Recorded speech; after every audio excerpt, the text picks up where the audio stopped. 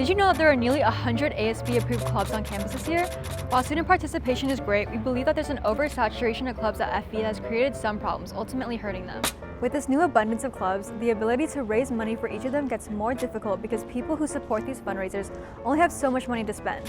An example of this issue playing out was seen at this year's Fall Fest. There was so much competition that the money was spread really thinly, with many clubs failing to break even. Many clubs also struggled to fully staff their booths during Fall Fest, likely due to students being involved with multiple clubs. When students can only volunteer for a couple of hours at an event, but they're involved with multiple clubs, that student is forced to choose between clubs, and some of them could lose volunteers.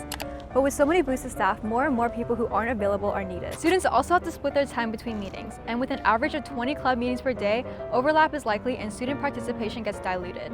Such dilution affects clubs' productivity. Because everyone is trying to create a new club, the founders tend to have many board positions that need to be filled up. With student leaders spread across multiple boards, it's hard for anyone to truly put in 100% into any of their commitments, leaving FE with a few too many half-productive clubs. While involvement in clubs is an important part of finding and creating leadership opportunities for students, the overpopulation of clubs can be a factor in the downfall of many smaller clubs, as well as the burnout of the students within them. On top of all of that, there are also a ton of clubs on campus with the same mission and purpose. We have multiple clubs regarding poverty, business, mindfulness, disadvantaged children, and broad community service.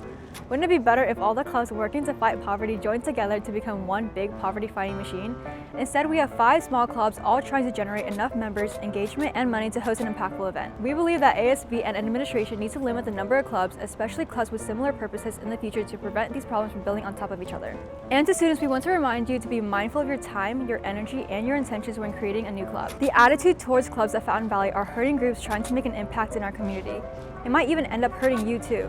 The number of clubs you have board positions in isn't as impressive to colleges or employers compared to what you have actually done and accomplished with your time. Focus on a club you are truly passionate about and make a difference within your community.